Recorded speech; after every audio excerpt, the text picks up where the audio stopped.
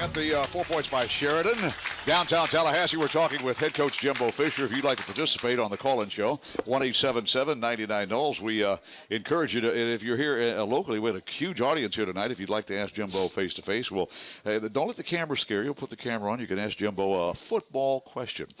Time now, speaking of football questions, for the Ask the Coach segment presented by Academy Sports and Outdoors. You're home for the right stuff, the low price every day. And this week, the question was submitted by pressing the Ask the Coach button on Seminoles.com by Melvin Adams. And Melvin asked, Coach, how do you feel your defense is coming along versus last year's defense? Well, I don't ever like to compare teams to last year because they're two different. It's two different people, as I like to say. I mean, you know, a defense, an offense, a team, whatever.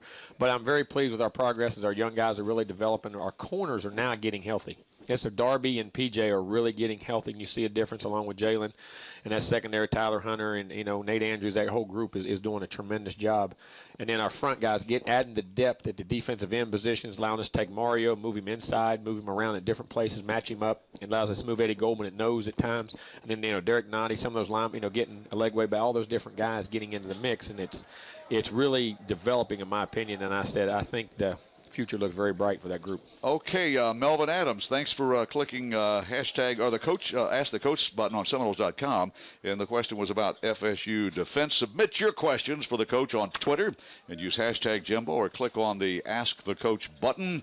It's located on Seminoles.com. We've had callers from Jacksonville, Tampa, Huntsville, Alabama. Bubba chimed in from Tallahassee. Now it's time for another Tallahassee call. Brad is in town. I don't know if you're watching on television. Listen on radio. You're on the air with Jimbo. Go ahead.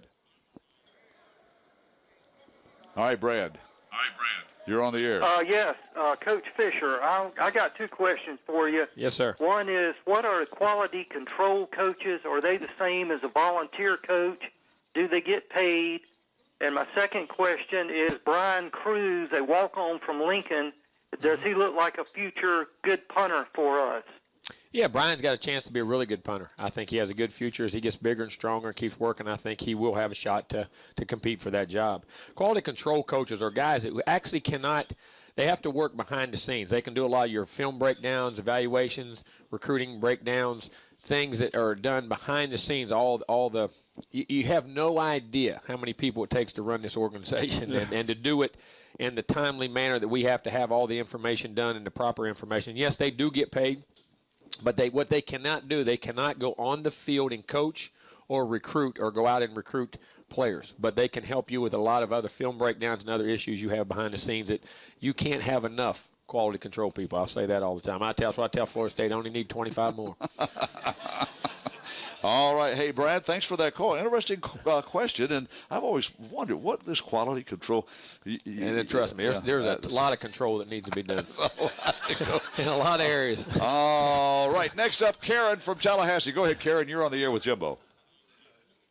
Hi, Coach. Hi, Gene. Hey, Karen. How are you? My question is about penalties and clarification on them. The first one is the hands in the face call. Uh-huh. And the other one is pass interference, defensive pass interference, offensive, incidental hitting or contact, pushing off. When is it and when isn't it pass interference? I'm still asking that question sometimes, too.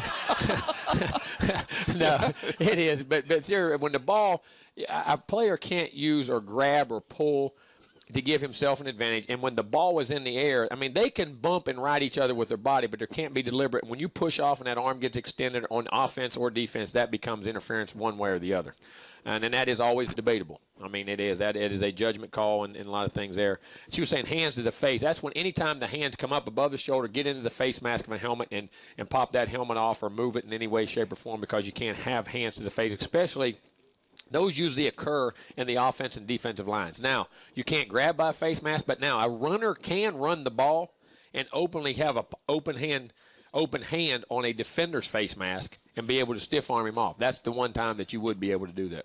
All right, Karen's question about those two penalties, and we see it's not the hands to the face a point of emphasis by officials. It is. It has been, and we do with our I think the last couple games they've had a couple that they've done to us, you know, and that's how sometimes now that's what they got to be careful of too, and they miss them because when that helmet pops off, a lot of times when that happens, well, the guy has to leave the game.